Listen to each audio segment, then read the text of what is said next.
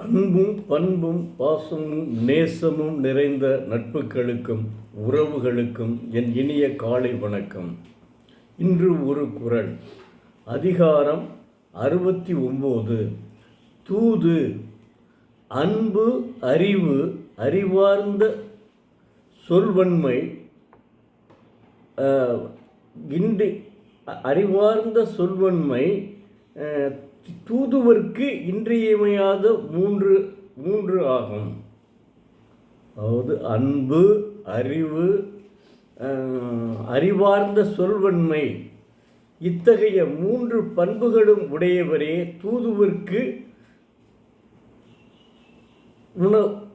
தூதுவர்க்கு உடையவராகிறார் என்று தெய்வப்புலவர் பதிவு செய்துள்ளார். ஏன்னா தூதுவர்கள் நன்றாக இருக்க வேண்டும். நமக்கு இப்போ அது மன்னர் ஆட்சி காலம், இப்போ மக்களாட்சி. இதுலேயும் தூதுவர்களை ரொம்ப சிறந்தவர்களாக தேர்ந்தெடுத்து தான் எடுப்பார்கள். அதான் தூதுவர்கள் இன்றியமையாதவங்க. அவர்கள் தான் அந்த இப்போ கூட இதுக்கு போயிருக்கையில் அந்த இவர் தான் போயிட்டு வந்தார், ஜெய்சங்கர். அவர் தூதுவர்களை ஏற்கனவே தூதுவராக அம்பாசடராக இருந்தார். இப்போ வெளியுறவு அமைச்சராக இருக்கார் ஜெய்சங்கர். அவர் தான் பிரதமர் ட்ரம்ப் பதவியேற்கும் போது போய் வந்தார். அதனால் தூதுவர்கள் மிகவும் சிறந்தவர்களாக இருக்க வேண்டும். அதைத்தான் தெய்வப்புலவர் உணர்த்துகிறார். அடுத்து இன்னொரு குறளையும் பார்ப்போம். அதாவது அறத்துப்பாடியில் உள்ள குறள். அகழ்வாரை தாங்கும் நிலம்போல தம்மை இகழ்வாரை பொறுத்தல் தலை. அகழ்வாரை தாங்கும் நிலம் போல தம்மை இகழ்வாரை பொறுத்தல் தலை. இப்போது நம் மண்ணை வெட்டும்போது அவனை விழாமல் பாதுகாக்கிறது நம் நிலம். அதுபோல நம்மை இகழ்வாரையும் பொறுத்தல் தலையாய பண்பு என்கிறார். செஞ்சு பாருங்கள் எப்படி சொல்கிறார். உதாரணம், ஒரு உதாரணத்திற்கு நான் சொல்கிறேன். ஒரு விவசாயி அந்த நிலத்தை உழுகிறான். அவனை அந்த நிலம் தாங்குகிறது. நம்மளை வெட்டுவிட்டான் என்று மண் எண்ணம் செய்கிறதா? நிலம் எண்ணம் செய்கிறதா? ஒன்றும் செய்யலை. அதுவும் நல்லா வளரத்தான் செய்யுது ஒழிய ஒன்றும் செய்யலாம். அது மாதிரி நீ உன்னை இகழ்வாரையும் பொறுத்தல் தலையாய பண்பு. எல்லா பண்புகளிலேயுமே தலையாய பண்பு பொறுத்தல் தலை அப்படின்னு சொல்கிறார். எப்படி அற்புதமாக விளைகிறார் பாருங்க. ஒரு உதாரணம், அந்த ஓமை எப்படி தான் அவருக்கு வந்திருக்குன்னு எனக்கும் தெரியல. இவ்வளவு அற்புதமாக ஓமை சொல்கிறார் பாருங்க.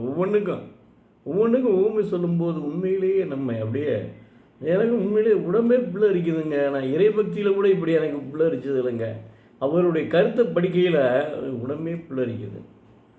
இந்த மூன்று அப்புறம் நமது மண்வாசம்னு ஒரு நூல் வந்துக்கிட்டு இருக்குங்க மாதம்.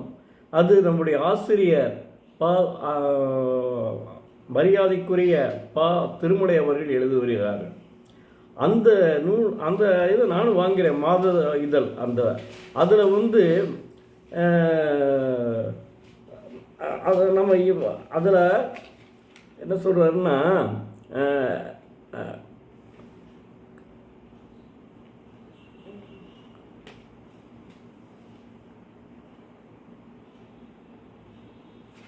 அதில் என்ன சொல்கிறாருன்னா, பிறர் பொருள் மீது ஆசை வேண்டாம் என்று அதாவது குறள் கதை மூலம் நமது அன்பிற்குரிய பாசத்திற்குரிய உடன்பிறவா சகோதரர் கவிஞர் முருகேசன் சார் அவர்கள் அற்புதமாக எடுத்துரைத்துள்ளார். நீங்கள் இந்த மாதம் நமது மண்வாசம் படித்தீர்கள் என்றால் தெரியும். அது அவருக்கு என்னுடைய நெஞ்சார்ந்த நல்வாழ்த்துக்கள். ஏன்னா திருக்குறள் அவர் முன்னாடி இருந்து சொல்லிகிட்டே இருக்கார். நான் ஒவ்வொரு மண்வாசம் படிச்சுட்டே இருக்கேன். அதில் ஒரு குறள் கதை சொல்லிடுவாருங்க அவர். அப்போ இது தேவை. இந்த மண்வாசம் படிக்கிற அனைவருமே உணர்வார்கள். அற்புதமாக அந்த கதையை எடுத்து சொல்லியிருக்காரு. ராமசாமி அப்படின்னு சொல்லிட்டு ரெங்கசாமி, ஏன்னா ராமசாமி ரெங்கசாமி இப்படியே வரும் அவருடைய அந்த கதையில், அவர் சொல்கிற குறள் கதையில். அந்த மாதிரி அற்புதமாக தெய்வப்புலவர் உணர்த்தியுள்ளார். இந்த அன்பு, அறிவு, அறிவார்ந்த சொல்வன்மை மூன்றுமே நம்முடைய தமிழ் பேராசிரியரும்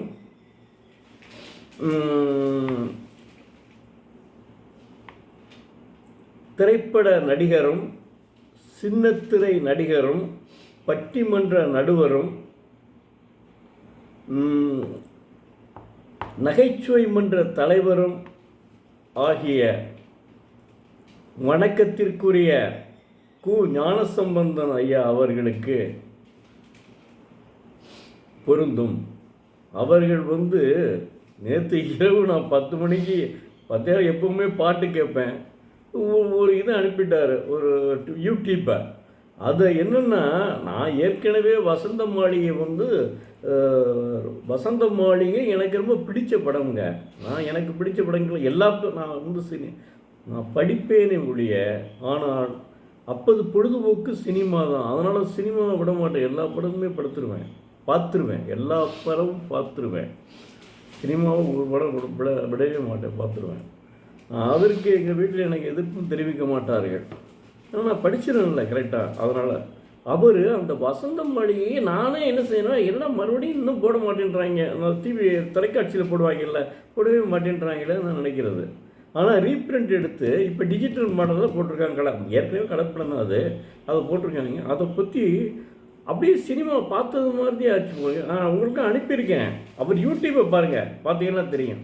நானும் உங்களுக்கும் அனுப்பியிருக்கேன். அவர் இந்த 3 குணங்களும் உடையவர். ஞாபக சக்தி, அந்த கதையை அவர் அப்படியே சொல்லிகிட்டே வராருங்க. ஒன்றுமே எல்லாமே சொல்லிட்டு வராரு. பாடலில் இருந்து கடைசியில் வசந்த மாளிகையில் இதுவரையும் முடிக்கிறாரு அவர். அதாவது என்னென்னா, அவர் என்ன சொல்கிறாரு, ஒரு வாரம் ஓடாமல் இருந்துச்சு, அதனால தான் அவர் மறுபடியும் நகைச்சுவையை சிவாஜி கணேசன் இறந்ததை பற்றி சொல்லுவார். ஆனால் நான் கேள்விப்பட்டது என்னென்னா, ஒரு ஆந்திர பிரதேசத்தில் நல்லா ஓடிச்சு. அந்த ஆந்திர மக்கள் எப்படின்னா, கடைசியில் அதாவது இதைத்தான் விரும்புவாங்க. இது இருந்தாலும் பரவாயில்ல, துக்கமாக தான் விரும்புவாங்க. ஆனால் நம்ம தமிழக மக்கள் சிரிப்போடு மகிழ்ச்சியோடு படத்தை முடித்தால்தான் விரும்புவார்கள். அந்த மாதிரி எனக்கு ரொம்ப பிடிச்ச படம். அதை நேற்று அவர் வரிவிடாமல் கதை சினிமா பார்த்தது மாதிரி ஆகி போச்சுங்க. நான் 30 வருஷத்துக்கு முன்னாடி 40 வருஷத்துக்கு முன்னாடி பார்த்த படம் எனக்கு இப்போ மறுபடியும் ஞாபகம் வர்ற அளவுக்கு ஆயிடுச்சு. அந்த அற்புதமான படத்தை யூடியூப்பில் போட்டு வச்சுருந்தேன். நான் உங்களுக்கு அனுப்பியிருக்கேன், நீங்கள் தயவுசெய்து பாருங்கள். மிக்க நன்றி. நாளை மீண்டும் பார்ப்போம்.